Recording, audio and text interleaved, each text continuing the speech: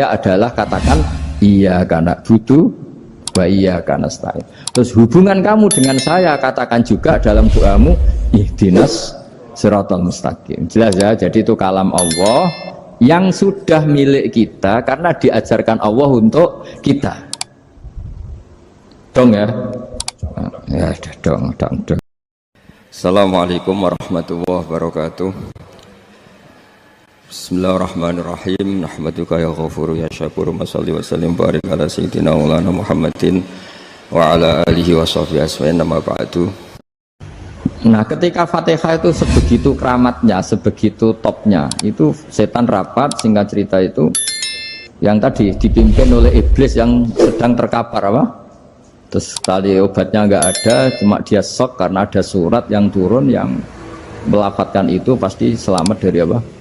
Neraka. Nah ini gimana saran Anda? Sarannya adalah bikin orang-orang itu lupa tidak baca Fatihah. Nah ini rapatnya iblis. Idhabu wajtahidu hatta tufilu qulubahum hatta la yaqulu hadis surah. Kala yuksiru qira'ataha wa la yakunu lahum ajrun wa thawabun bal yakunu lahum adzabun wa iqabun. Kemudian yang terakhir saya beri ijazah tentang Al-Fatihah ya, karena ini surat yang populer. Kalau saya ijazahi Quran 30 juz pasti sampean nggak hafal ya. Atau ijazah surat Baqarah, kalau mau Baqarah mau ijazahi surat Baqarah mau 2 juz setengah mau Mas Asep ya. Fatihah aja yang gampang ya. Nah ya kulhu Fatihah ini paket ringan ini, tapi pahalanya apa? Besar. Ini beda ya, artinya selama ini mungkin Anda baca tapi monoton ya. Tapi ini saya bacakan teks aslinya tentang istilahnya itu mazaya itu kelebihannya Fatihah.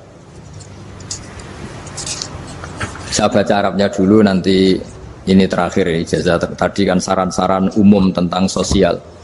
Ya, pokoknya jadikan kebaikan itu punya nilai sosial yang baik lah. Jadi nanti orang yang nggak amanah nggak laku, ya calon bupati, gubernur, presiden yang nggak amanah juga nggak laku. Begitu juga kiai yang tidak amanah juga nggak laku, suami yang nggak amanah juga nggak laku, istri yang nggak amanah juga. Sehingga kebaikan ini jadi nilai sosial yang dalam tanda kutip sudah keniscayaan. Yang diinginkan Allah itu seperti itu, bukan kebaikan yang dipaksakan karena kekuatan negara. Maksudnya kalau bisa kebaikan itu tidak usah dipaksakan. Memang satu apa ya, sudah satu kebutuhan. Kayak cerita-cerita di negara maju itu, bahkan apapun jatuh itu nggak ada yang ngambil apa itu. Makanya gambarannya Mekah Medina kan gitu kan, barang jatuh nggak ada yang berani apa ngambil. Itu saking sudah jadi sistem. Sehingga banyak negara di Eropa itu yang sampai nggak punya tentara, nggak punya polisi karena kebaikan itu sudah. Nah kita kan masih capek, polisinya aja capek apalagi masyarakatnya, karena ya apa ya, kebaikan itu belum jadi nilai apa bersama. Nah kita selain ditopang negara, ada polisi, ada tentara, itu kita usahakan kebaikan itu jadi nilai apa bersama. Ya, tadi wa'tamiru bainakum bima'ruf. Dan kita punya reputasi yang bagus dalam bab ini. Saya masih ingat kecil saya itu yang jilbaban hanya keluarga kiai. Sekarang rata-rata masyarakat itu jilbaban. Dulu yang sekolah SMP, SMA itu jilbaban kadang dulu malah dilarang ya, harus sama seperti itu seragamnya. Sekarang sudah boleh dan nyaman. Lama-lama yang dapat simpatik ya yang pakai pakaian model tertutup seperti itu. Lama-lama gamane cara wong golek mantu ya golek yang seperti itu daripada yang blodor. Lama-lama jadi nilai bersama. Ya ingin saya seperti itulah. Di terminal juga sama. Orang mau makan cari warung yang kelihatan ada ayat kursinya, pakai jilbab, atau paling tidak dia nggak mungkin lah nyuguhkan yang tiren atau yang haram. Akan ada garansi sosial, ada apa? Ada garansi apa? Sosial dengan penampilan yang soleh itu kan, masa iya nyuguhkan oplosan babi gitu misalnya itu. Jadi nilai sosial itu harus, ya tadi harus benar-benar jadi nilai. Sehingga negara biar nggak capek-capek itu. Polisi juga gak capek kan, karena tugasnya corong Jawa mau ngawat-ngawati tok, tapi sudah tidak perlu tegang karena kebaikan sudah jadi nilai apa bersama. Ya ingat-ingat ya ayatnya tadi, wa'tamiru bainakum bil ma'ruf. Jadi kebaikan itu harus jadi nilai bersama. Iktimar itu menjadi urusan bersama. Makanya kalau kita rapat besar disebut apa? Muktamar. Muktamar itu urusan bersama. Ya tadi imamnya sholat juga menopang Gojek karena nggak lama-lama nopang Grab, nopang Kernet, nopang penjaga Indomaret, penjaga bensin, pom bensin. Lah dia hanya punya waktu 5 menit terus imamnya baca Baqarah kan. Iya imamnya mursyid, mungkin dia tambah lama tambah dapat aplaus dari muhibbinnya, tapi makmumnya dia tambah lama tambah dapat penghormatan dari pecintanya, tapi kitanya wah khusyuk wali kan, dia dapat status naik lah, kita yang sudah tidak ikut jadi wali diganggu apa pekerjaannya. Kalau ada imam seperti itu sampai mufarokoh saja, niat ya Allah sampai sini saja saya makmum orang itu, silakan orang itu punya urusan sendiri dengan jenengan, ya sudah atau salib saja apa. Ya itu boleh kalau dalam fikih namanya apa? Mufarokoh. Mufarokoh itu niat. Tapi kamu jangan langsung selonong mufarokoh, niat dulu. Pamit sama Allah bahwa sekarang mau mufarokoh. Ya, tapi ya jadi sholat yang aneh kan, imamnya masih rukuk, kamu terus sujud, terus apa-apa selesai ya. Mungkin dalam pandangan itu orang lain ini maksudnya makmum gimana ini kok begini. Tapi sudahlah Allah Maha tahu. Nah, insya Allah dimaklumi. Ya saya baca tentang Fatihah ya, karena sampean pasti sering baca Fatihah. Supaya apa sekaligus jadi jimat lah gitu. Jadi kalau kamu sering di jalan-jalan yang mungkin sepi atau mungkin kan tidak semua teman Grab itu nasibnya bagus yang di Semarang Jogja. Mungkin yang di Kalimantan di Papua kan ada yang 10 kilo gak ketemu rumah, ya kan?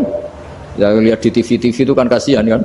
Sudah 10 kilo gak ketemu rumah, penumpangnya kewekar preman tuh kan. Ini makan orang enggak kan gitu. Kan ujiannya dua. Kalau penumpangnya cantik itu ya kecoba syahwat, kalau preman takut. Jadi orang itu selalu ujian itu. Sing sedengan itu kan jarang orang itu. Jadi kalau penumpangnya perempuan cantik ujiannya itu syahwat, kalau preman ujiannya ketakutan. Kalau orang yang lemah bawa uang ujiannya kamu ingin garong. Jadi hidup itu memang semuanya ujian. Liyabluwakum ayyukum ahsanu amala.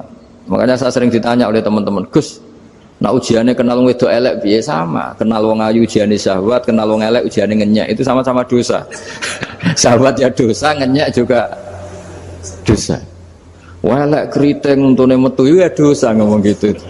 Kadang-kadang orang berpikir enak kancanan wong elek gak dosa. Kata siapa kancanan wong elek itu ya dosa karena bawaannya ngenyek. Ngenyek itu menyepelekan itu. Makanya saya itu ya gak mau berteman sampean. Nanti kan bawaannya ngenyek atau seneng ya tidak tahu.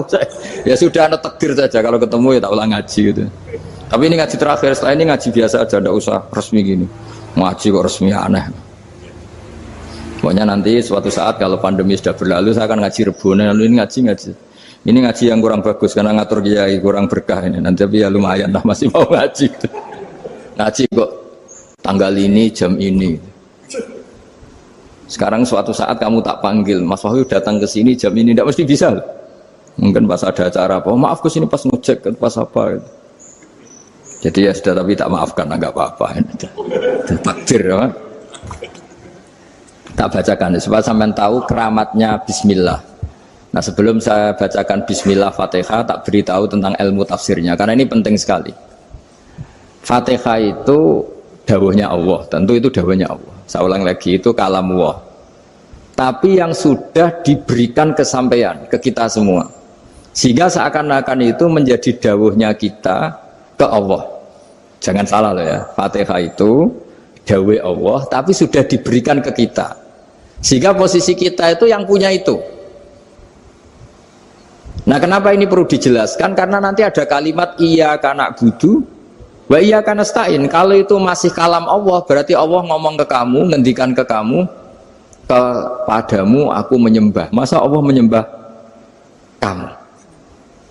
Nah sehingga ilmu tafsir itu menyelesaikan itu dulu ya. Saya ulang lagi ya, sebelum sampean sering baca Fatihah, aku yakin ya sering baca. Tapi barokahnya tidak paham itu tidak pernah janggal. Enggak paham itu ya penting supaya tidak iskal, tidak janggal. Sebetulnya di kalimat itu ada yang janggal. Kalau Fatihah itu kalimatnya Allah atau kalam Allah, bagaimana dengan kata-kata iyyaka na'budu? Masa Allah ngendikan ke kita, kepadamu kami menyembah. Masa Allah menyembah kita? Maka penyelesaiannya secara ilmu tafsir gimana? Semua ulama mengatakan, bukan satu dua, semuanya mengatakan di Fatihah itu semuanya diberi kawalan kalimat. Saya ulang lagi ya, di Fatihah itu semuanya diberi awalan kalimat qulu, katakan wahai hambaku begini. Ya, katakan wahai hambaku begini. Nah, begini ini pelajaran dari Allah yang sudah diberikan ke kita. Terus kita mengatakan bismillahirrahmanirrahim, alhamdulillahirabbil, termasuk kita mengatakan iyyaka na'budu wa iyyaka nasta'in. Jangan bayangkan Allah ngendikan ke kita. Kalau Allah ngendikan kita berarti gini, hei wahyu ihdinas siratal mustaqim, tunjukkan saya jalan yang benar. Nah nanti kamu terus, ya Allah, Anda aja minta tolong saya minta tolong siapa kan, jadi panjang kan. Ya, saya ulang lagi ya. Jadi itu di Ulumul Quran diterangkan gimana? Sebelum baca Fatihah, ya. Fatihah itu kalamullah, ngendikane Allah, tapi yang sudah diajarkan ke kita dan sudah milik kita. Sehingga kalimat itu menjadi milik kita. Tapi ya kalamullah, tetap kalamullah, tapi sudah menjadi milik kita. Udah paham ya? Ya pinter nah. Ya, karena kalau tanpa penjelasan seperti ini Anda akan iskal. Bagaimana Allah, iskal itu janggal, bagaimana Allah mengatakan iya karena butuh. Kan jadi aneh ya? Ya, jadi tak jelaskan secara ilmiah ya. Jadi kata ulama-ulama tafsir, ayat-ayat Quran seperti ini sebetulnya dimulai dari qulu apa? Meskipun nggak dilafatkan. Itu kan sama dengan qul huwallahu ahad Muhammad, katakan kalau Tuhan itu satu. Ya namanya Quran itu kan kalam Allah, membina nabinya, membina umatnya. Makanya dikatakan atau enggak, di sini tersembunyi kata qulu, katakan. Ya. Jadi ya ibarat apa itu? Kamu ngajari anak kamu lah. Le, panggil jenengan bapak kulo. Itu maksudnya anak itu, kalimat itu kalimat kamu, tapi kamu ajarkan ke anak kamu. Terus anak kamu bilang, Pak jenengan bapak kulo. Nah ketika kamu mengatakan jenengan, bukan kamu mengatakan jenengan anakku, berarti anakmu itu bapakmu, kan lucu kan. Anak kamu ajari jenengan bapak kulo, kamu engkau bapak saya. Terus anak kamu mengulang jenengan atau kamu bapak saya. Berarti itu kalimat yang kamu ajarkan, tapi sekarang sudah milik anak kamu. Kalau itu kalimat kamu kan lucu, masa anak kamu bilang bapak. Nah itu seperti itu. Jadi ulama memberi solusi atau jawaban iyyaka na'budu wa iya, itu sebelumnya ada kata-kata qulu, katakan wahai hambaku, hubungan kamu dengan saya adalah katakan iyyaka na'budu wa iyyaka nasta'in. Terus hubungan kamu dengan saya katakan juga dalam doamu ihdinas siratal mustaqim. Jelas ya, jadi itu kalam Allah yang sudah milik kita karena diajarkan Allah untuk kita. Dong ya? Ya dong ya, gak jelas gak. Tapi bagus, gak jelas itu bagus. Kalau kamu jelas gak jadi digrab, jadi gubernur. Min azimi fadliha kasratu asma'iha wa fadail ukhra. Ini cerita dramatisnya surat Al-Fatihah. Qala Abu Hurairah radhiyallahu anhu inna iblisa ranna khina unsitat Al-Fatihah. Jadi iblis itu begitu kesakitan. Ini kitab Abwaabul Farad karangannya Syekh Muhammad Alawi, juga kutipan dari beberapa kitab. Yang jelas beliau sendiri juga ngutip dari beberapa riwayat di beberapa hadis. Halaman 123. Ketika Fatihah turun itu iblis kesakitan. Kayak orang sakit gigi lah, tersiksa sisanya karena turunnya surat apa? Al-Fatihah. Artinya kalau Anda baca Fatihah dijiwai, maka Anda melemahkan setan, melemahkan iblis. Wa qala Mujahid, khina unzilat Fatihatul kitab ronna fastama indahu asyayatin. Jadi ketika Fatihah itu turun, iblis itu terkapar lah kira-kira, sampai dijenguk banyak setan. Jadi kemana di ICU lah kira-kira gitu kalau sekarang itu, entah COVID entah enggak tahu, pokoknya di ICU sampai dijenguk banyak setan. Enggak tahu bawa apa enggak tahu, pokoknya dijenguk banyak setan. Ono yang nyangoni karena ini apa? Ketuanya apa? Pingsan, sakit. Jadi iblis itu sakit sampai dijenguk anak buahnya setan-setan. Ya semoga kalian semua tidak kenal setan. Kalau kenal berarti teman apa? Wa qalu misla dzalik wa qala lahum laisa mimma taquluna syai'un walakin unzilat suratun laisa ajru qailiha illa an harrama alaihi nar jahannam. Saya ini bukan sakit fisik kata iblis. Kamu tidak usah jenguk saya, datangkan dokter terbaik, tidak usah. Saya ini tidak sakit fisik. Saya ini sakit karena ada surat yang diturunkan, yang pahala yang melafatkan surat itu pasti selamat dari neraka. Padahal misi terbesar saya ini supaya manusia masuk neraka. Sekarang punya tamengnya. Mulai pusing kan? Ya seperti orang lah goda sampean ternyata sampean setia itu kan pusing. Nah ternyata tidak setia itu yang akhirnya ribet kan itu.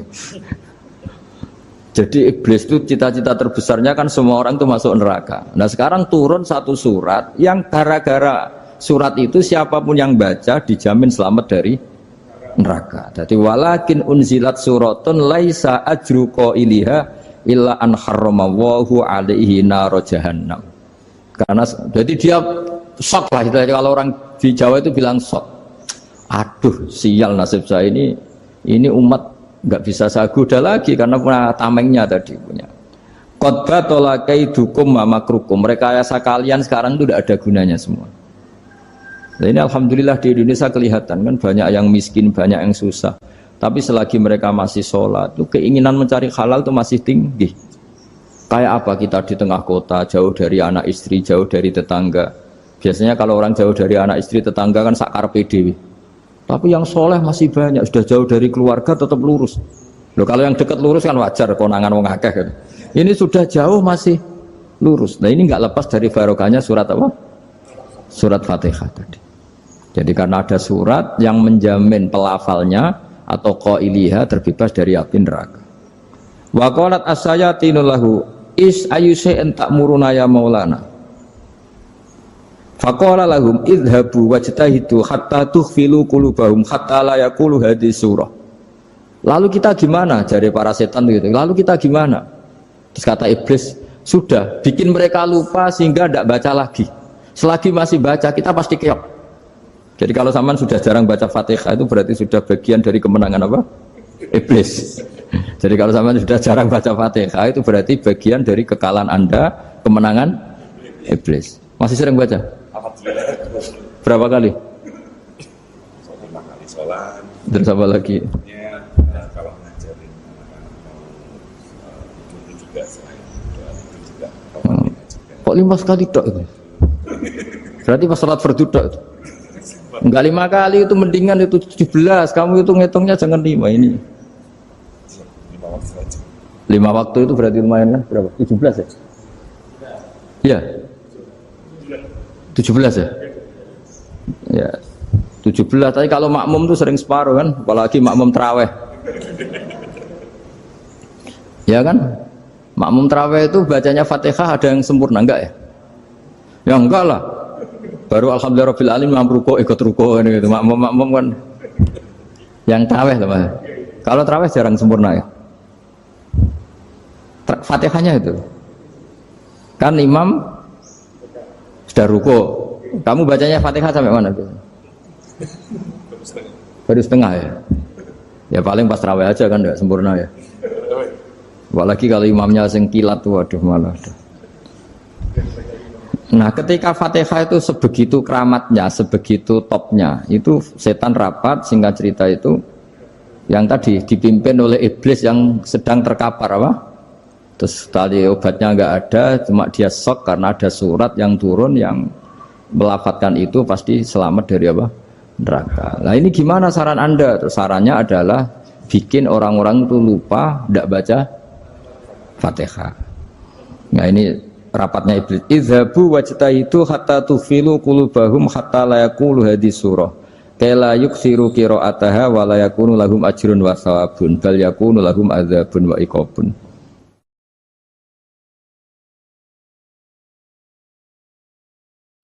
Jadi saya mohon selama ini Anda sudah baca, tapi mungkin hanya rutin saja. Napa rutin saja? Jadi barokahnya ngaji ini kamu punya kekuatan atau punya semangat membaca karena ini surat yang luar biasa. Ibarat gini, kalau sampean tanya, saya juga sering mikir, masa Gus hanya surat kok punya kekuatan seperti itu? Di dunia ini kata Allah, mulai Nabi Adam sampai kiamat, nggak ada yang bisa menandingi kekuatan kalimah. Kalimah itu kata-kata. Nggak ada yang bisa menandingi kata-kata. Misalnya Anda nge-grab, berangkat istri cuek, berangkat cuek. Itu beda dengan ketika meskipun satu kalimat. Wes Pak, muga-muga dilindungi pangeran, mugi-mugi jenengan selamat. Itu menjadi teduh dan semangatnya luar biasa karena kayak mendapat support. Jadi kira-kira kalimat itu hubungannya kita dengan Allah, Fatihah itu seperti itu. Kamu melafadzkan satu kata-kata yang dibenarkan langit bumi, dibenarkan aras, dibenarkan malaikat, dibenarkan semua penghuni di dunia ini.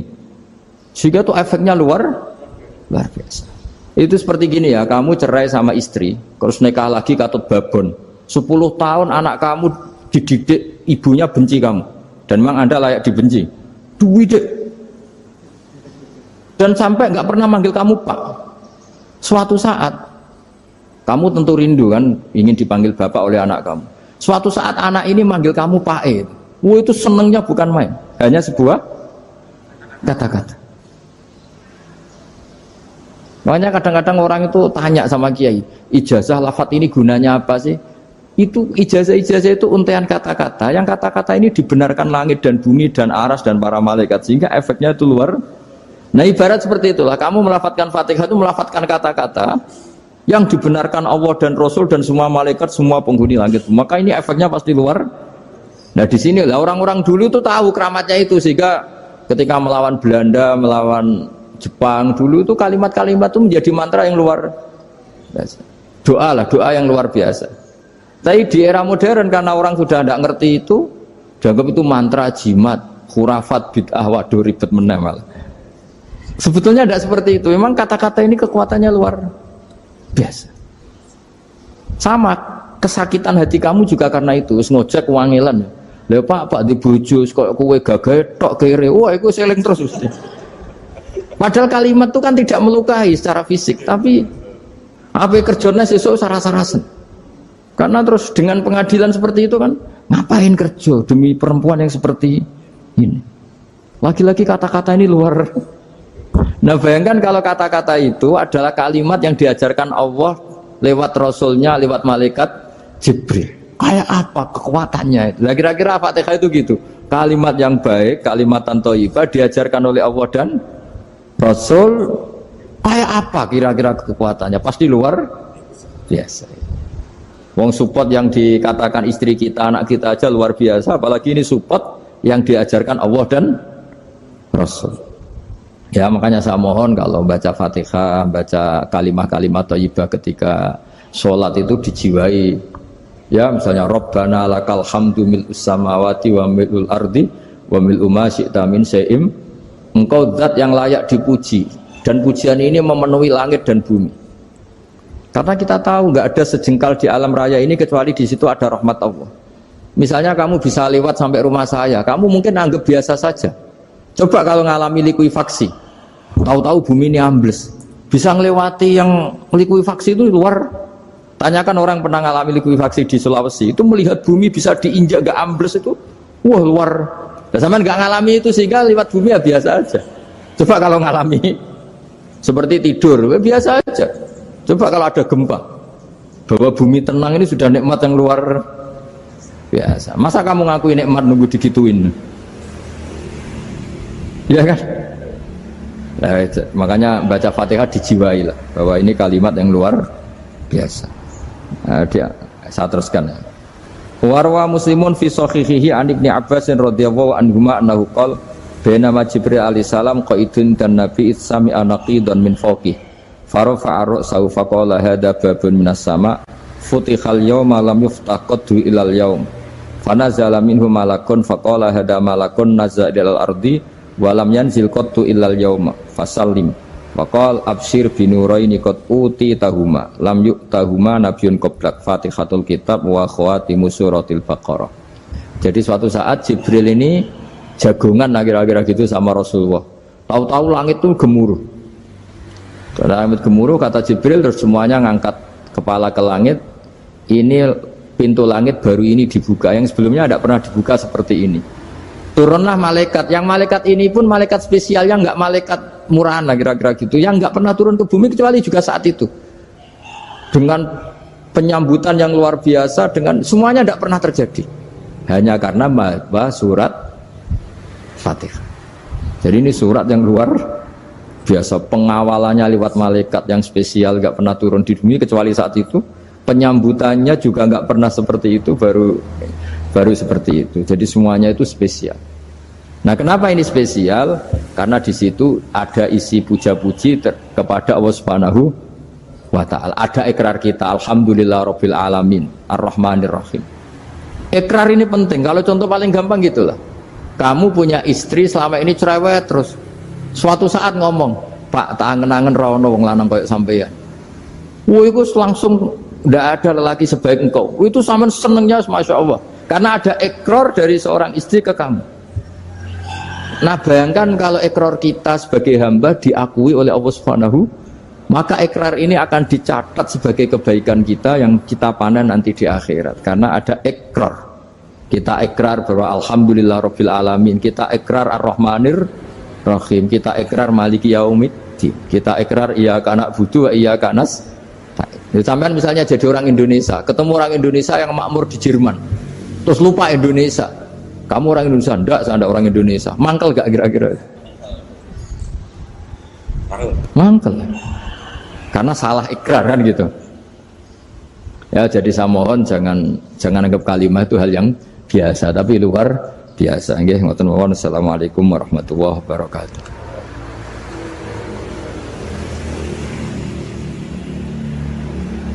Saya berkali-kali kampanye di mana-mana lah, kampanye dan menganjurkan.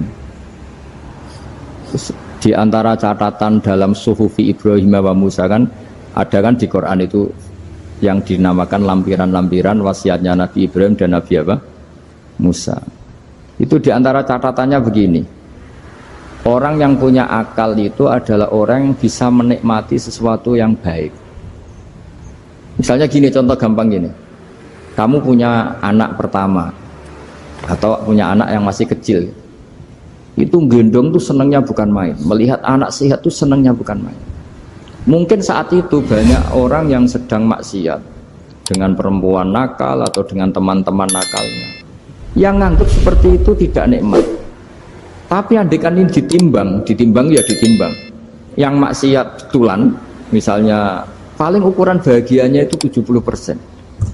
Tapi yang ini, yang nimang anak baru lahir atau masih kecil, corong Jawa ngeloni anak, bisa saja bahagianya itu sampai 100%.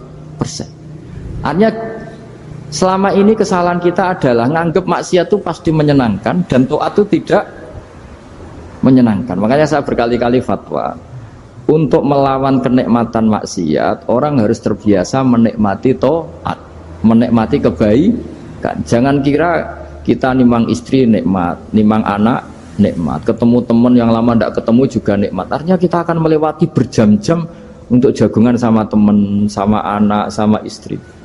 Dan itu harus kamu nikmati supaya mengganti tidak berkebutuhan nikmat yang lewat jalur maksiat. Jadi saya mohon sarana-sarana yang menyenangkan itu, yang taat itu kita maksimalkan.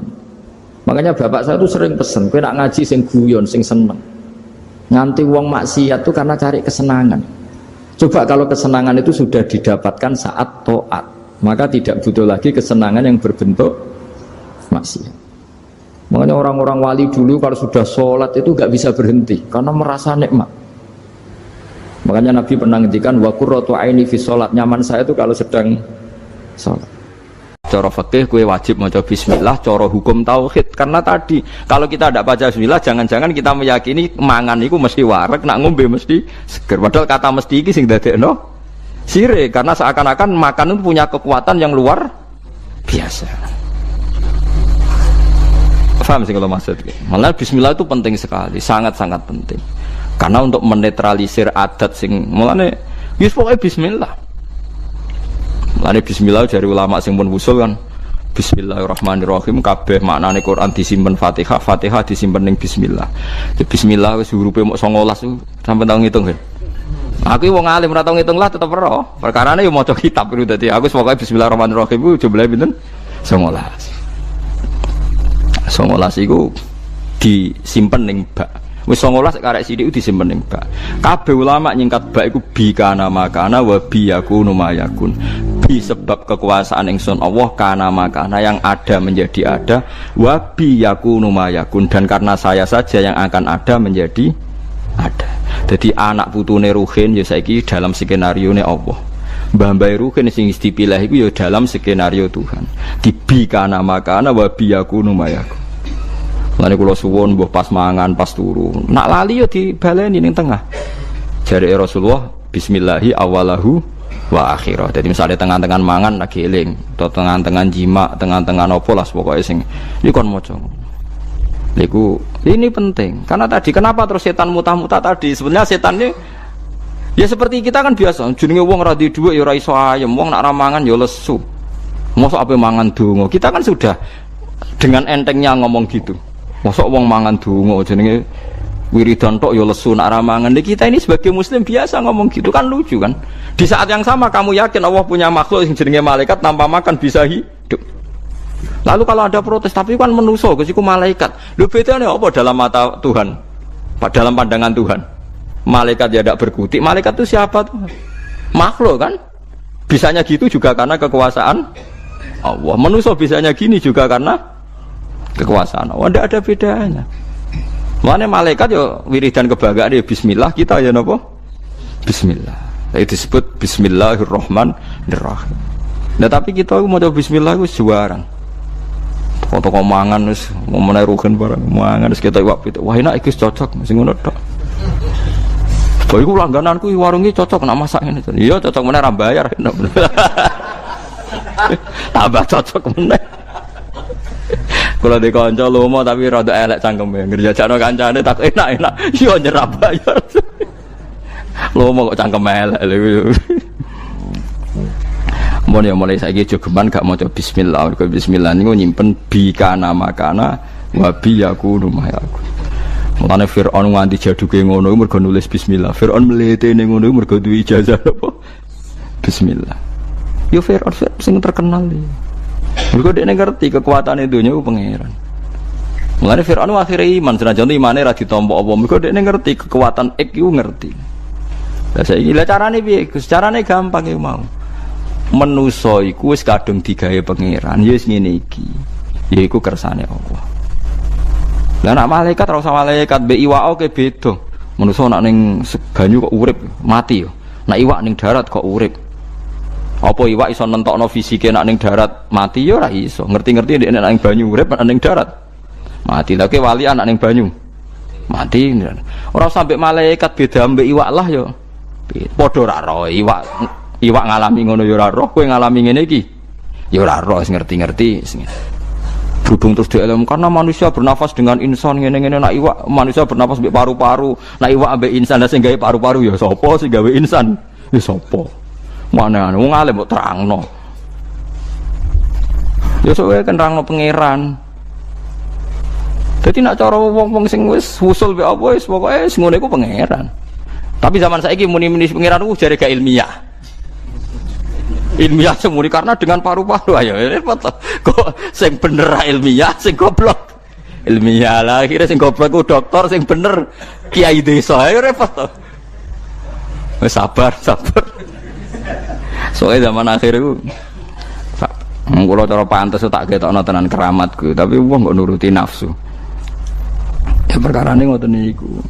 Dadi eling-eling ya terus kula suwun tak latih iman cara Quran kan eling-eling awalan apa marra nggih eling-eling ansyaha awala marra. Dadi anggere ana wong kan iku kan critane tiyang kafir teko nang Kanjeng Nabi beto balung sing sudah membiru terus diremes-remes terus disawara wajahe Nabi mat mosok wis dadi balung kaya ngene tangi meneh iku ora akal-akalan memet iku ora masuk akal. Paham nggih? Fa idza huwa khasimum mubin. Dadi manusa iku tukang para padu. Mergo pikirane wis ajur ngene ra mungkin dadi manusa meneh. Terus Kanjeng Nabi dielingno pangeran kon nerangno nek umat-umat nak Allah iku kuwasa gawe sing sepadane iku. Awale salladzi khalaqas samawati wal arda biqadirin ala ayakhluqa napa mislahu. Mosok zat sing iso gawe langit bumi ngono detaile ngono gedene tirimo balekno wong mati ra iso. Terus kon muni bala. Bala ku sakjane omongane kita jawab napa? Bala. Malane sakjane nak wakaf ki awale salladzi khalaqas samawati wal ardi biqadirin ala yakhluqa mithlahum niku wakaf. Terus bala. Bala maknane kita bilang napa? Bala. Sakniki niku ilmu ngeten iki mun mati.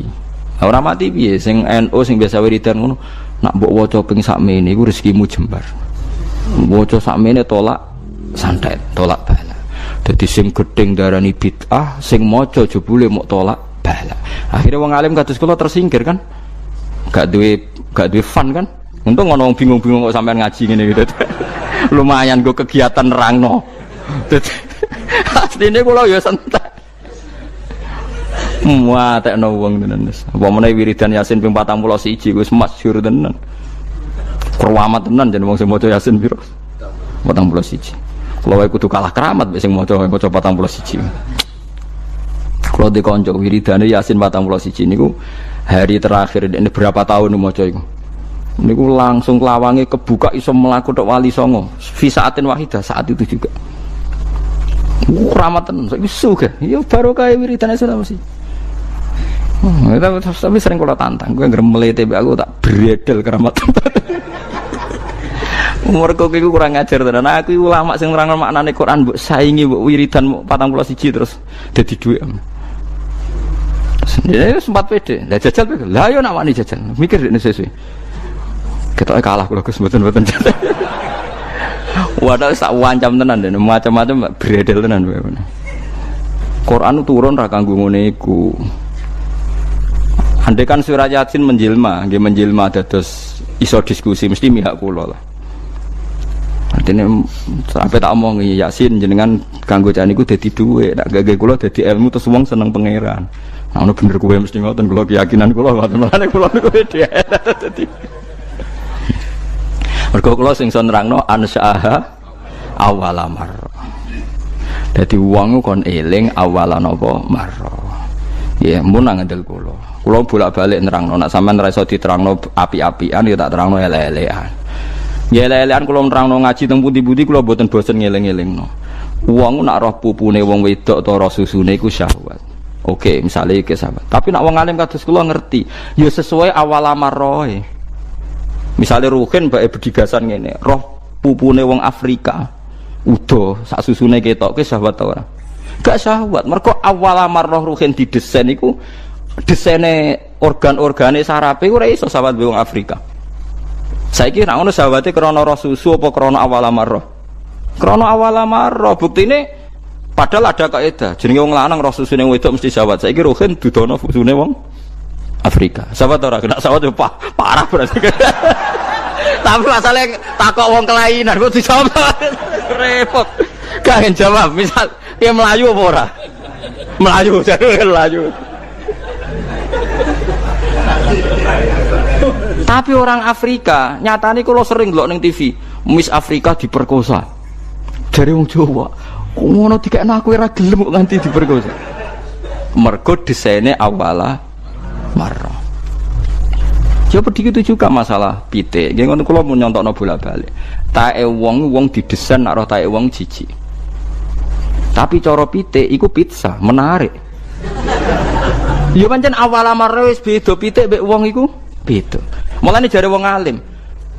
Tae iku mambu ta ora? Ya karek awal amare iru nek takono pitik ya. Ya sedep, tapi jare manusa mambu. Makanya saya pernah ketika tawaf anak-anak sarang yang idolakan saya itu, terus saya ingin di depan multazam jenengan berdoa. Saya ngamini karena doa jenengan saja mohon ngaji sik, nah ngaji kok tak dungan, nek eling nek ora ya wis. Ya guys, oke jam 2 malam kita di atas tingkat 3 kalau enggak salah pas itu di Mekah. Mulang Bukhari guys. Kalau ngaji Bukhari begini, ya tak ulang. Jam 2 saya ngajar sampai subuh sekitar 2 jam. Habis itu lagi donga dengar pemultasan. Kalau donga sederhana Gusti, bejah-bejah niki mugi-mugi wonten gunane teng umat Rasulillah, urun mulang mboten kedunyane. Amin ya, amin. Wah. Padahal di antara mereka ketokane sing donga pengen rabi, berkata tuwa. Ayo kula dongane ya Allah. Ini di depan multazam, semoga anak-anak ini manfaat umatnya Kanjeng Nabi, purun mulang, purun nopo-nopo teng masyarakat. Wes ikut tok amin amin pun bareng. Karena itu yang saya bisa tanggung jawab di depan Allah Subhanahu wa taala. Coba kamu berani enggak di depan Allah terus Terus dia ngomong dunia. Karena hanya mulang yang bisa mengantar manusia mencintai Allah dan Rasul. Coba barokahnya kabeh kiai darani haram zina. Berapa juta orang yang tidak berzina gara-gara dawe para kiai nak wong zina sok ben zakare dikewetok, virgine ditunjuk malaikat. Entah cara ngulang gimana, cara tahdir gimana terserah gayanya kiai masing mungkin Mustafa nyontokno payudara iki guanto mungkin corak penyerot. Dadi roken duwe pinter meneh zakare apa dikewetok. Barokahnya tahdir seperti itu berapa juta orang yang kemudian tidak zina. Berapa orang enggak jadi rentenir gara-gara cerita para kiai. Berapa ribu juta orang yang enggak bodoni mergo apa dari ilate itu apa digunting malaikat. Ini kan sudah kebaikan yang sudah masif. Kenapa tidak kita tiru? Lalu ada gerakan wong tekone masjid misalnya jeleng apa tok terus gak jelas ilinge ku perkara apa. Lu kalau itu selingan enggak apa-apa Kang, ya 1 jam, setengah jam. Liyane iku ya tetap dibelajarkan halal. Tapi kalau mereka bilang, lah tapi kalau boten sakit ya nyewa, kan ono wong nganggur-nganggur ruhin Mustafa kan iso disokon mulang mabadik fikih. Ojo nyewa aku wis kiye gedhe larang. Ini kan murah 200.000, 300. Lho kula ra narep lah wong kan wis rawani nyangoni sithik. Dari Mbah Mun resiko gak seneng kiye gedhe. Wis salami templek kadung ra pantes. Salami sithik lho kadung gak pantes. Mulane jane kiai ngundang kiye cilik ae. Kiye gedhe ku resiko. Ya, misalnya mulang fikih ngongkon aku, wong wis sepakat. Nah, kowe kan sangoni 200 kan pantes kan ya. Kowe piro, Mas? Nyoro, malah dari bangun kiai cilik ku tak bangel sugih. Ora nak kiai gedhe wong nyalami templek sithik ya isin. Nek kiai cilik ku ya biasa wae. Padahal sing iki luwih butuh. Ya sakit nek kiai cilik ya sakit. Tapi salah ilmune ra ngontapi akhirnya ya wis tok kono wae makome tok kono. Ya saya ulang lagi ya. Makanya kritik kita pada sufi itu bukan karena kita benci orang sufi enggak. Kecuali mereka mau belajar fikih. Dulu itu biasa ulama top sufi ngaji kiai fikih itu biasa. Kiai fikihnya yang ngaji ulama. Dulu kan Imam Syafi'i sehebat itu kamu kira enggak ngaji tasawuf? Ya ngaji ya biasa sama teman-temannya tasawuf kecil-kecilokan. Sama tak cerita Imam Syafi'i itu punya teman dekat namanya Syaiban Ar-Ra'i. Itu nak kecil-kecilokan fikih lucu. Ya rasa tersinggung sebagai partai fikih ya rasa tersinggung biasa. Imam Syafi'i itu sering dolan ngene Syaiban Ar-Ra'i. Dia ulama sufi. Sampai muridnya gremeng, misal katas al-hadal badi. Sak jenengan takok wong desa ben. Dari Imam Syafi'i ben. Takok aneh kan. Ma taqulu fi zakat. Zakat cara kowe piye? Dan Habib Umar Hafid itu suka mengutip perdebatan Imam Syafi'i, dialog Imam Syafi'i dan Syaiban Ar-Ra'i. Saya juga suka karena saya sering lihat itu di Ihya di beberapa kitab ada. Ma taqulu fi zakat. Zakat menurut kamu gimana? Ala madzhabi atau ala madzhabi. Menurut madzhabku apa madzhabmu? Dari Imam Syafi'i. Ya cara madzhab apa? Madzhabku wis roh dhewe. Lha apa tak kok kowe? Ya rada cangkem elek tapi lucu duren. Cara aku ya zakat itu wajib kanggo sapa wae, cek kere, cek suka ya kabeh wajib zakat. Lah terus aturane pangeran piye? Mosok wong kere wajib zakat. Lah apa melarat mesti dunyane halal. Ya iya sih, tapi yo mosok wajibna zakat. Ya men jare takok. Nah cara aku sebenarnya ono bener, saiki aku takok, wong melarat iku dunyane mesti halal to. Saiki misale ono lapangan ning desa terus ono dangdutan mbok pengajian mbok hol. Mbok tuku rafiat tok. Terus digo parkir, lapangane sapa iki? Aku takok. Lapangane sapa? Sak desa kan. Modene tuku rafiat terus koyo berhak sing entuk dhuwit kok parkiran. Lah nek dene alasane lho aku fakir, apa fakir sak desa kowe tok. Mestine kullu fakirin fitil qaryah untuk saham. Ya ora. Soal dekne sing kerja untuk paling akeh lah mergo tuku apa? Tapi nganggo lapangan tanpa pamit sak desa terus koyo paling kuwasa. Hasile piye dijalken? Misale kowe Malioboro ana lapangan utawa apa? Alun-alun utara selatan. Terus kowe mau modal tuku rafia mbok go parkir. Iku milkul amah apa milkuka? Jawab. Milkul amah berarti semua orang berhak. Paling sira berhak sandi mbek Pak Jokowi mergo sugih. Terus hasilnya mbok bagi wong melarat sak desa apa mbok petok? Jawab, tok usah isin biasa wae. Lha iku hasil sangka harta bersama apa sangka donyam dhewe? Ayo jawab.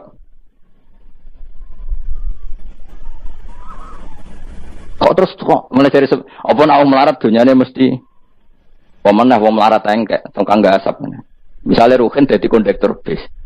Sing numpak kanca jalalen itu separuh digratisi gak mbek Ruhin kira-kira. Digratisi. Bise sapa gitu. Engkek. Ya ta. Mboten kok sambayar santai mawon, santai biyahmu. Utawa melarat supir Ruhin nggawa rentalan mobile wong. Terus aku ape lunga, aku sak derek ana santai. Iku gasap to ora? Wong ra melok duwe kok nyilai. Wong melarat dosane ya kemel jare saya penerok cara pendapat kula napa pendapate jenengan? Ya cara pendapat temen pendapat kok wis roh. Wong melarat lah wajib zakat. Ya iku jenenge wong sufi. Wong sufi sing roh fikih. Dari Imam Syafi'i sakjane sufi yo ngene iki, sufi waras iki maksud wong sufi tapi cek roh fikih. Jadi misalnya kayak melarat terus Jumatan kok wudu mikir iki banyune sapa? Sing bayar listrik sapa?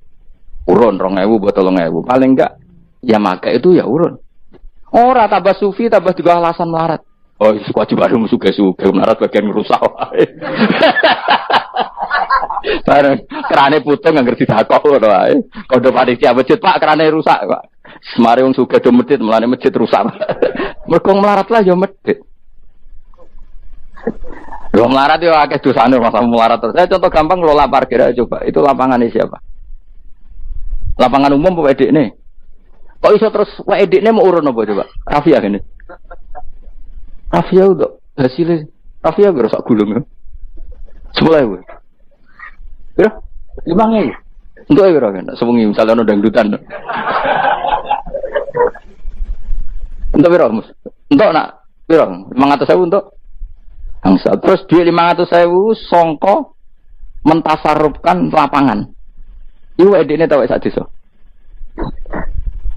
Tapi sama ini sudah berjalan tak anggap baik. Engko nang terus sing melarat dodemu. Dari ngajine Gus Pak dibagi ya mari fitnah ya ora ngono mau aku cerita ben roh dosane ngono. Aja kok dadi gerakan apa? Wah mari fitnah kok chaos Indonesia.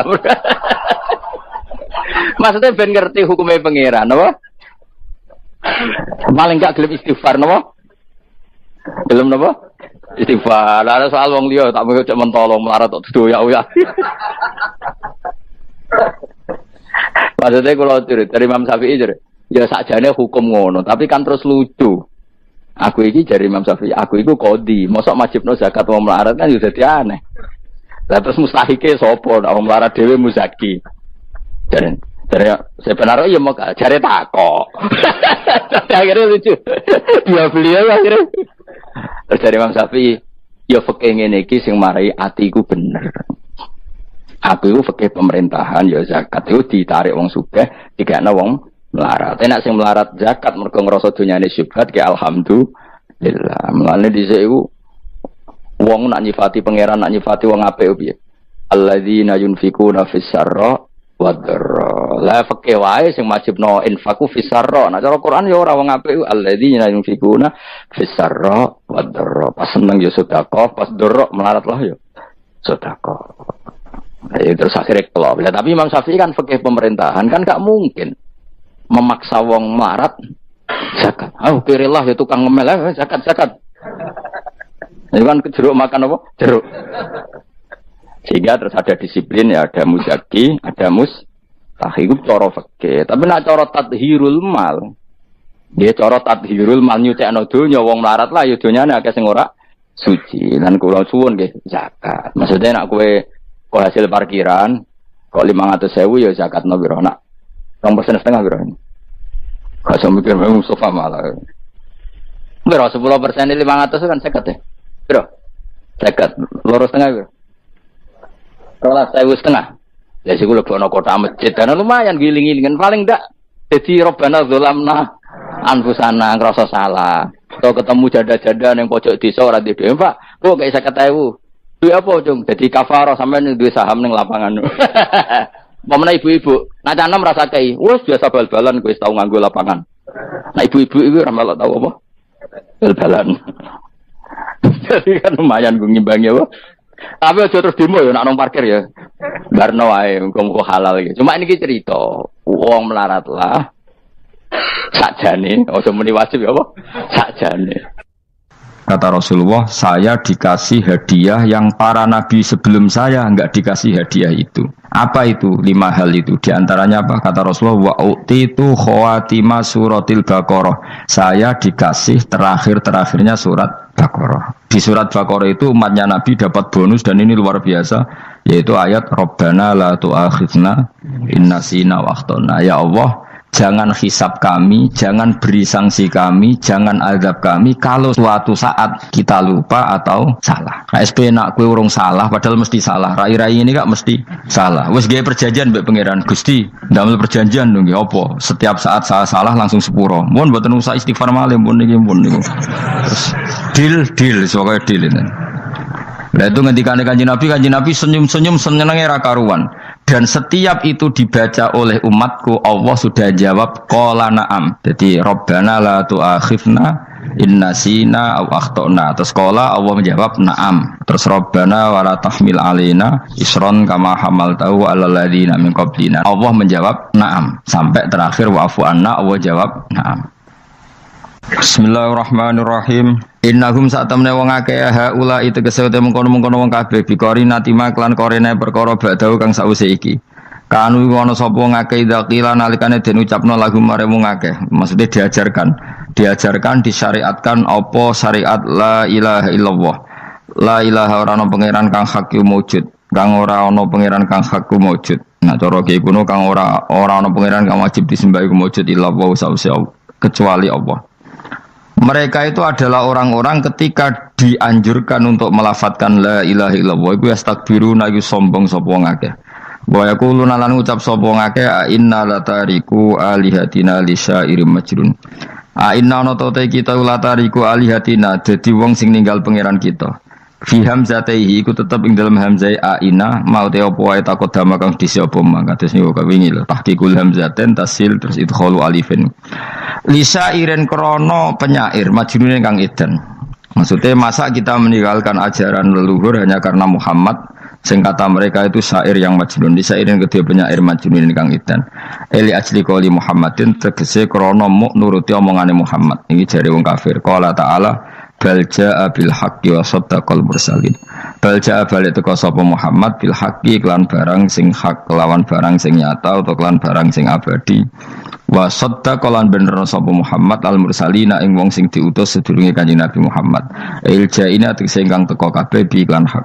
Wa wa haqqu alla ilaha illallah ana pangeran kang hak wujud illallah kecuali Allah.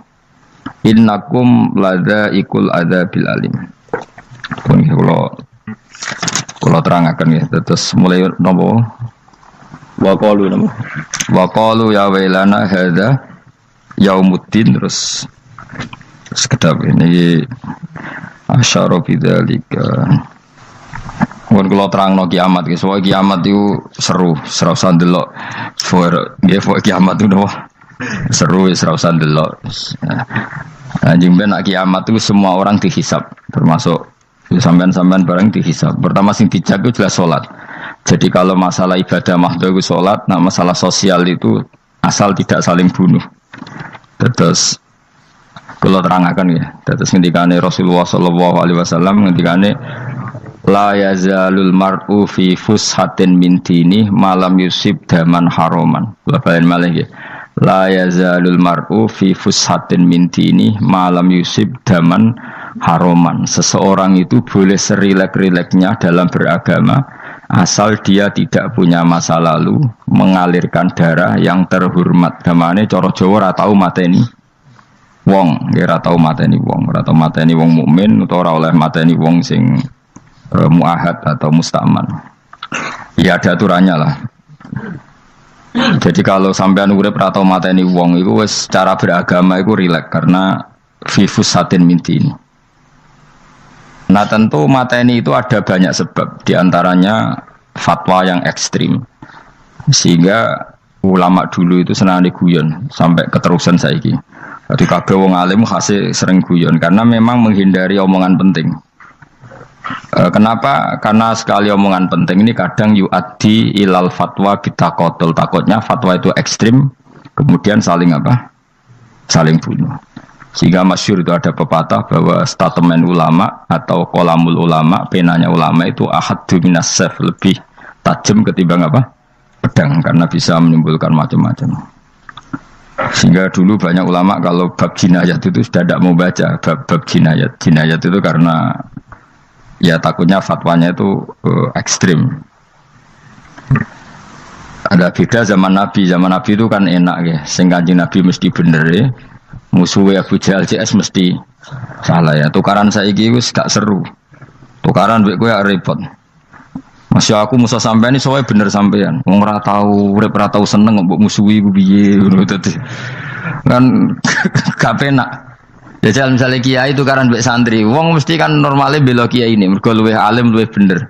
Tapi kan cara pandang lha iya sing bener kok mau ngalah kan.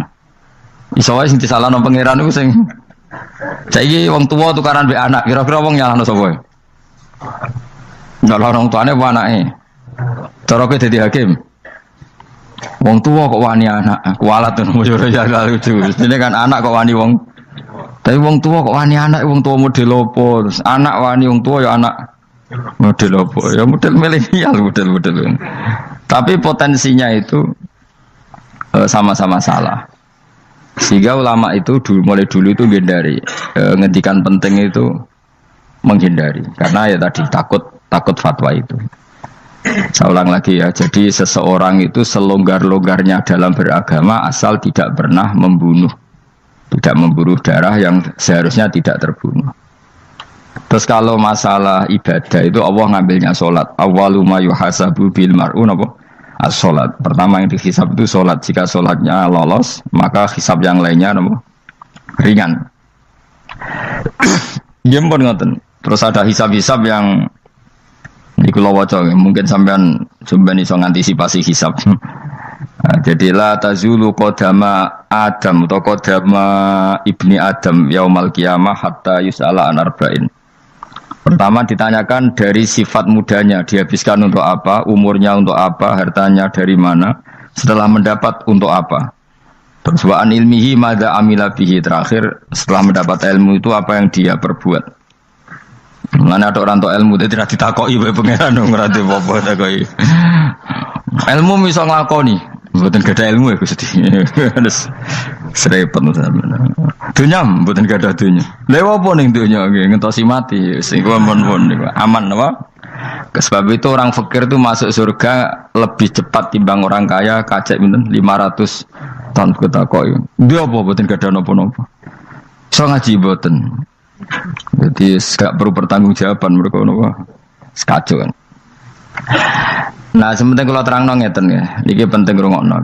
Mahsyar itu maknane iku nggon giringan. Terus kiai kuno maknane bayangno nggon mahsyar itu maknane tempat dihalonya semua manusia.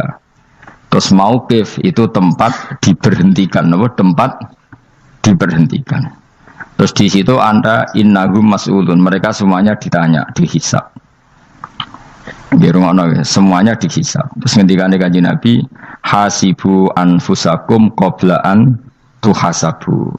Menghisablah diri kamu sekarang sebelum kalian semua dihisab. Sehingga potensi kita ini umat Islam utamanya sing tahu ngaji-ngaji ini, sampean semua dihisab ini kemungkinannya kecil. Karena ketika kowe ning donya sampean sedantene kan biasa wis donga Rabbana zulamna sana. Jadi ya Allah, saya ini benar-benar mendolimi diri kita sendiri. Karena tujuannya hisab itu taubah. Taubah itu mempermalukan mereka di depan umum.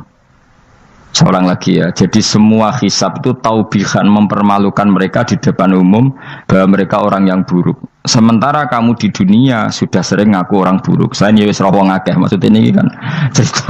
Jadi kayak ngakuin apa Rabbana zalamna anfusana, sehingga ngendikane Kanjeng Nabi sebuti hasibu anfusakum qabla an tuhasabu. Menghisablah diri kamu sendiri sebelum nanti kamu benar-benar dihisab. Sehingga umatnya Rasulullah itu kemungkinan kena hisab itu kecil sekali karena tadi sudah terbiasa menghisab dirinya sendiri. Apalagi kita, kata Rasulullah, saya dikasih hadiah yang para nabi sebelum saya enggak dikasih hadiah itu. Apa itu? 5 hal itu. Di antaranya apa? Kata Rasulullah, wa utitu khawatima suratil Baqarah. Saya dikasih terakhir-terakhirnya surat Baqarah. Di surat Baqarah itu umatnya Nabi dapat bonus dan ini luar biasa, yaitu ayat Rabbana la tu'akhidna in nasina wa akhtana. Ya Allah, jangan hisab kami, jangan beri sanksi kami, jangan azab kami kalau suatu saat kita lupa atau salah. KSP nak kue urung salah, padahal mesti salah. Rai-rai ini gak mesti salah. Wes gawe perjanjian mbek pangeran Gusti. Dalam perjanjian dong, apa? Setiap saat saya salah langsung sepuro. Mohon buatan usah istighfar malih, mohon niki mohon niku. Terus deal, soalnya deal ini. Nah itu ngendikan kanjeng Nabi senyum-senyum senengnya ra karuan. Dan setiap itu dibaca oleh umatku, Allah sudah jawab qala na'am. Jadi Rabbana la tu'akhifna in nasina aw akhtana. Terus qala Allah menjawab na'am. Terus Rabbana wala tahmil alaina isron kama hamaltahu alal ladzina min qablina. Nabi Muhammad jawab, Allah menjawab na'am. Sampai terakhir wa'fu anna, Allah jawab na'am. Kemudian para kiai itu punya kiat supaya umatnya itu hafal itu. Terus jadi bahan tahlil itu masalah ya. Faminhum ya faminhum. Sing tahlil ya ora paham, sing kritik ya ora paham. Alhamdulillah itu mesti padha-padha ra kena hisab. Mergo padha-padha ora napa? Paham. Jadi ora ono barokah kaya goblok wis barokah tenan. Mergo sing lakoni ya ora paham, sing kritik ora paham. Jadi kalimat yang di akhir surat Baqarah itu adalah termasuk hadiahnya Rasulullah yang tidak diberikan pada Nabi sebelumnya. Ini apa ini? U'titu khawatima suratil Baqarah. Saya dikasih akhir surat Baqarah. Gini ku setiap doanya umat Nabi Allah jawab napa? Naam. Jadi ya Allah la tu'akhidna, jangan kasih sanksi kita innasina au akhtana. Allah jawab naam. Itu satu. Terus kedua, umatnya Nabi itu kalau dosa itu tidak perlu prosedurnya harus istighfar. Banyak amalan yang menjadikan diampuni. Misalnya kafaratul majlis itu lafadznya agak istighfar. Subhanakallahumma bihamdik misalnya. Dan banyak imatatul adza anit thoriq. Misalnya Nabi pernah cerita ada seseorang yang nakal, kemudian gara-gara menyingkirkan duri di jalan yang ganggu orang lewat, kemudian Allah memaafkan. Ada yang dimaafkan karena ngombeni anjing, macam-macam. Kemudian ngombeni santri, macam-macam. Sehingga potensi kita dimaafkan itu tinggi sekali karena ada sekian amal yang itu menjadi sebab ridhanya Allah Ta'ala. Malah kalau dalam dunia wali itu ada seorang wali mau ngarang kitab, kemudian tintanya itu diminum lalat, dia membiarkan tinta itu sampai lalatnya sampai kenyang, kemudian gara-gara itu dimaafkan oleh Allah Subhanahu Wa Ta'ala. Banyak sekali. Sehingga potensi kita dimaafkan tinggi. Terus turu sudah ada orang rasani wong enggak macam-macam lah. Iku ya insyaallah disepuro pangeran. Dadi ana wali, mergo kakean apa? Turu ditakoki, "Kenapa kowe kok turu wong wali? Mboten siap roh donya, Gusti." "Kenapa?" "Donya wis rusak tok, patok mboten roh, Gusti." Lah iku ya mari swarga napa? Ya swargane wong turu ya kira-kira tok. Tapi jadi umat Nabi itu luar biasa. Makanya saya yang heran nih, kalau ada orang alim bikin gerakan terlalu tenanan itu keliru. Biasa mawon. Turu ku ya ibadah, wae agar gak zina, gak maling, wae agar gak nglakoni dosa gede ini sanggep ae napa? Ibadah. Karena tadi Rabbana la tu'akhidna in nasina wa akhtana. Terus Allah jawab na'am. Sehingga kiai-kiai itu takut orang itu lupa, terus dimodifikasi sedemikian rupa jadi wiridan. Tapi alhamdulillah kok banyak yang kritik. Jadi ya biar seimbang, no? Seimbang kepada alam demokrasi. Jadi kalau lagi kecewa mbek sing kritik, mergo insyaallah rapati paham masalah usul ini. Karena satu-satunya cara supaya orang paham itu pancen yo dijak latihan bareng-bareng. Gak ngono wis malah ra paham blas. Ya tapi tadi ya semua itu resiko. Zaman Nabi Sugeng ana ibadah sunat dilakoni terus, Nabi yo duka, kuwatire dianggap wajib. Tapi nak arah dilakoni belas Nabi yo duka, wong sunat ora tau dilakoni. Jadi sudah alhamdulillah sekarang ana sing ngritik, ana sing setuju biar seimbang no. Wong padha ora paham wae napa? Padha paham. Padahal makna ayat itu luar biasa. Rabbana la tu'akhizna in nasina wa akhtana. Terus kedua, Rabbana wala tahmil alaina isron kama hamaltahu alal ladzina min qablina. Ya Allah, jangan beri beban kami sebagaimana Engkau memberi beban kepada orang sebelum kami. Dulu itu kalau ada orang yang salah, itu harus dibunuh oleh orang yang tidak salah. Liyaqtulal bari'u minkum al-mujrima, supaya yang tidak salah membunuh yang salah. Sehingga ketika umatnya Nabi Musa menyembah anak sapi, ijel itu, apa kata Allah? Fatubu ila bari'ikum faqtulu anfusakum. Kamu syaratnya tobat harus saling Membunuh yaitu orang yang terbebas dari dosa itu membunuh yang tidak dosa. Masyhur itu. Terus Allah mengirimkan mendung yang pekat terus gelap. Ketika gelap itu yang al-bari yang enggak dosa mengeksekusi yang dosa. Sekarang kan enggak, paling tangkap KPK. Berarti penjara mulai suka sisa korupsi jaga. Jadi penak lah pokoknya zaman akhir itu penak. Pemenang saiki KPK ini mulai disoal jadi aman akhirnya. Sebuah sing bener di aja nih ya sing bener ya pangeran. Misalnya rasa KPK lah nak takwa ya rasa korupsi. Kalau KPK dilemahkan nanti yang korupsi marah. Lah masih orang KPK lah nak di pangeran kan ya aman karena korupsi. Iku aneh-aneh wae. Iku wong mukmin kok bakas ngono. Wis penting iku nak kowe wedi pangeran kan ora usah polisi, ora usah KPK, wis tetep ora usah dosa wong wedine mbek pangeran. Nah, kecuali ora usah pangeran ateis, lha iku masalah. Ya, tapi kan omongan ini gak populer, padahal bener. Nah, aneh. Jadi karena pemilu yang ini terbebas korupsi, nak ono KPK, urip makmur, nak ono menteri kemakmuran. Pokoknya kuabe gue buat gantung no pejabat negara. Mengenai tahu hitam jeblok, sak jeblok. Misalnya rasa sejahtera, saya menteri sosial harusnya gini-gini. Ngono korupsi salah KPK. Ngono ono raka keamanan salah polisi. Senengannya nyala no. Gue sekali-kali nggak tauhid. Nah, ono adab itu mergo dosa yang sudah kelewat. Ya tapi kan gak mungkin ngomong bernegara gitu. Tapi atas nama iman bahasa kita seperti itu. Kalau atas nama bernegara emang kita butuh polisi, butuh tentara, butuh KPK.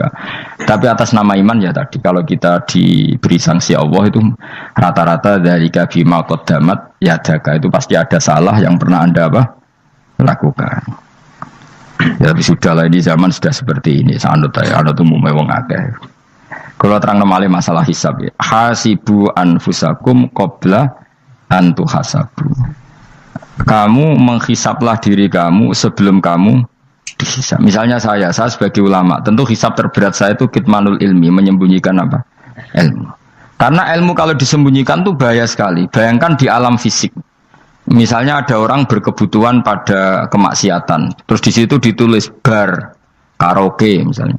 Orang bisa ke sana karena ada tulisannya, ada WA-nya, ada alamatnya. Kemudian ketika Anda bisa Fathul Qorib, tidak ada tulisannya. Harusnya Anda juga nulis ahli Fathul Qorib, ahli Fathul Mu'in.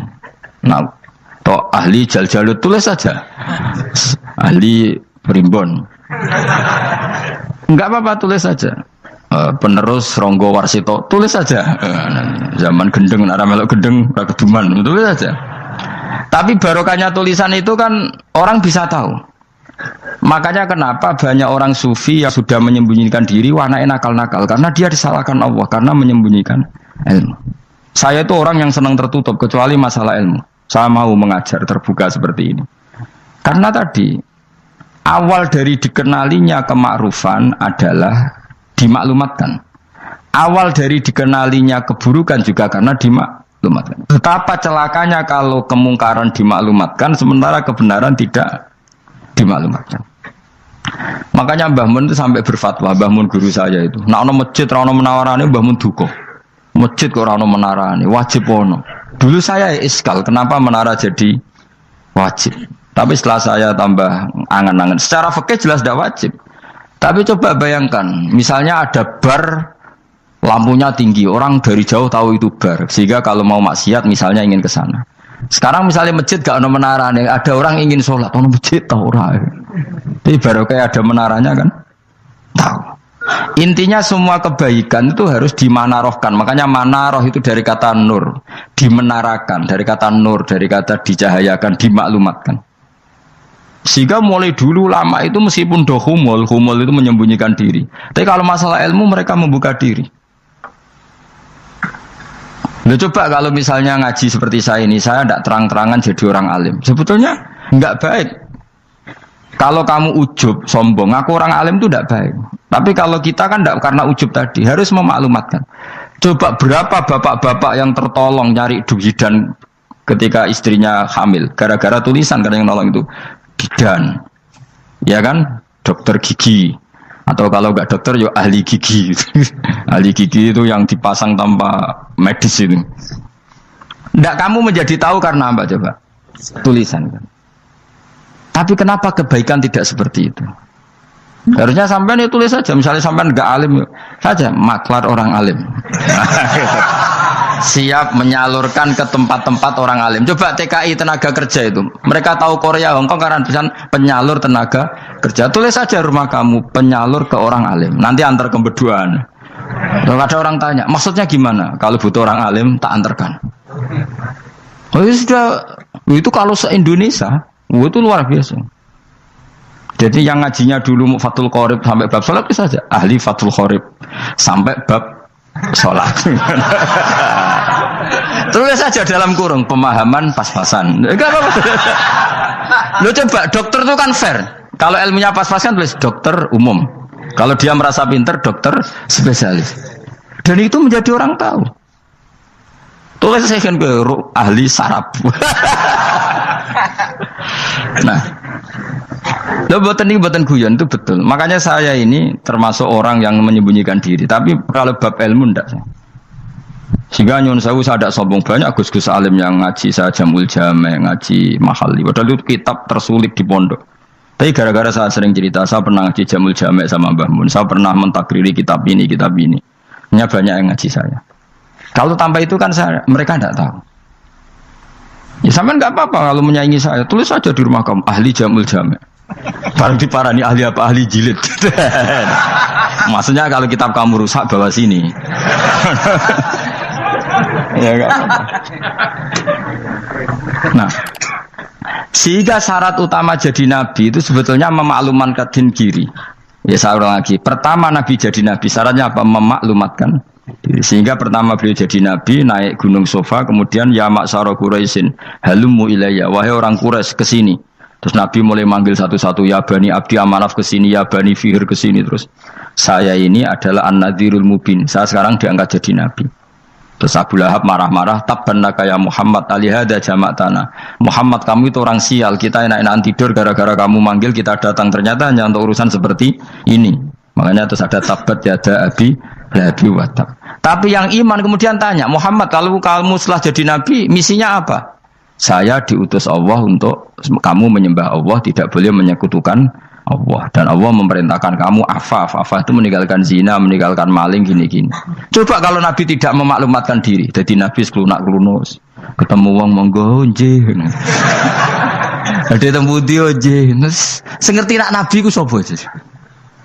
Sehingga orang-orang yang humul, yang menyembunyikan diri itu di bab ulama masalah besar itu. Karena ciri utama dosa adalah kitmanul ilm. Makanya Nabi sidik amanat tabligh fatona. Tabligh itu lawan katanya apa? Kitman. Makanya saya ngaji di mana-mana. Saya di Jakarta ngaji, di sini ngaji, di Pasuruan ngaji. Harus dimaklumatkan ilmu. Dan kalau ada orang tanya ya tak jawab. Saya itu kitab yang paling aneh di pesantren, misalnya yang mulai aneh lah, kayak Jamul Jame. Saya sampai sekarang masih ngajar Jamul Jame. Kitab yang aneh. Macane lagi roh judulnya pusing. Jamul Jawame, kumpulane pira-pira kumpulan. Dadi ilmu apa ae ana ning kono. Sing gak ana ilmu dukun, mboten enten. Ilmu carane bodoni ora ana. Ning kono mau carane mlebu swarga tok.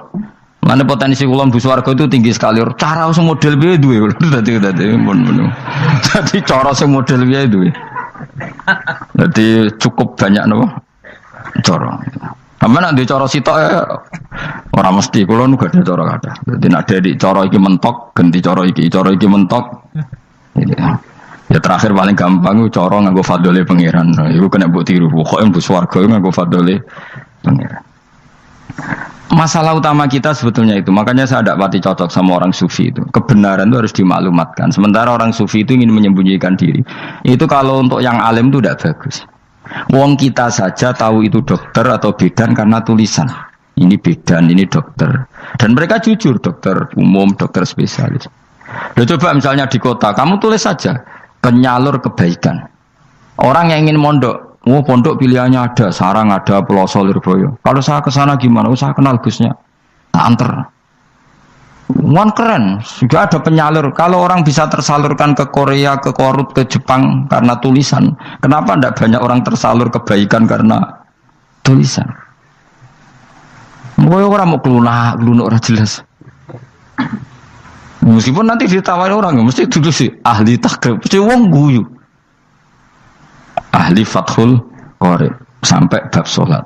Tulis saja jujur, maaf tapi hanya sampai bab sholat. Tulis saja, ada maafnya barang, maaf tapi sampai bab sholat. Enggak apa-apa. Paling untuk wong sowan, larian mau doa jenengan 2 tahun.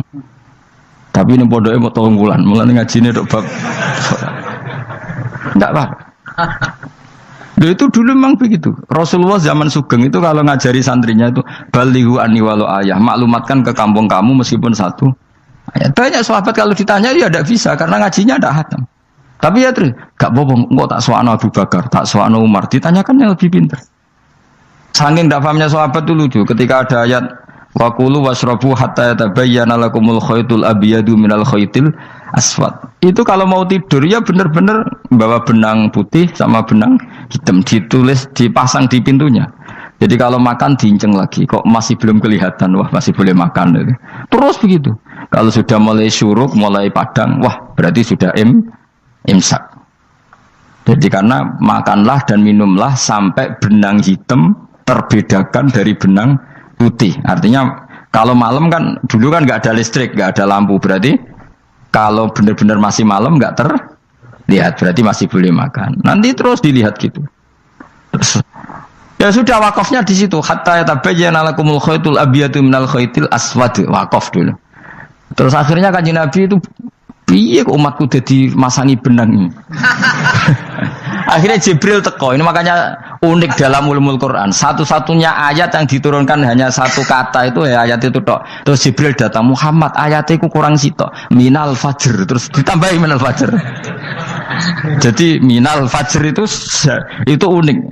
Ada Jibril jauh-jauh dari langit. Iku mau nurono apa? Minal fajr. Makanya kalau kamu nanti dites, kalau ingin jadi dokter tafsir dites, ada 1 kalimat yang diturunkan jauh-jauh Jibril ke bumi. Apa kalimat itu? Jawab baik, minal fajr. Wis alim gue yakin alim. Memang ikut tak? Masa itu? Mereka gara-gara sahabat itu terus masangi apa? Benang ngincang. Akhirnya minal fajr. Baru mereka tahu maksud fajar, maksud apa? Benang hitam artinya malam, benang putih artinya fajar. Sodik sudah menyingsing. Semenjak itu sudah ada benang-benangan karena jadi orang-orang ngono maksud iki cek kurang sithik terus turun apa? Minal fajar ya. Jadi nanti kalau sampai latihan tes jadi dokter apa? Tafsir. Ayat mana yang diturunkan hanya 1 kalimat atau 1 kata aja apa? Minal fajar. Itu lolos ya, langsung dokter. Pun pinter. Ya pinter ngerpek maksudnya ora digandeng. Lah nanti hubungan kita dengan Allah ya seperti itu. Sejauh mana kita memaklumatkan Allah, sejauh mana kita mengkampanyakan Allah.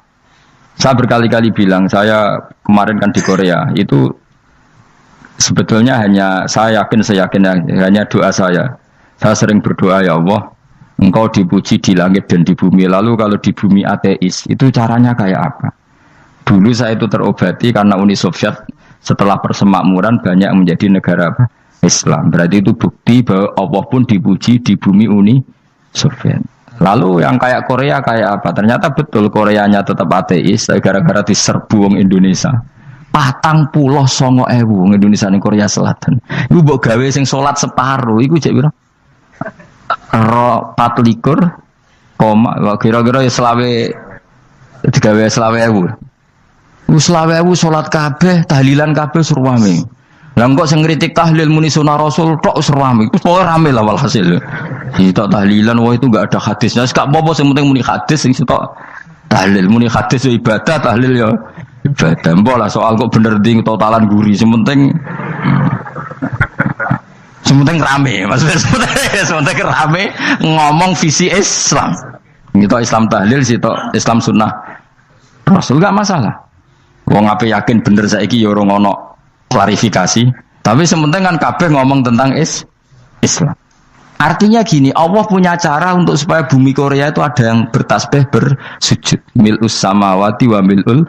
Allah tidak kurang cara. Golek wong kedonyan ditawarik ke sana demi uang, bareng mus ning kono dielingno pangeran.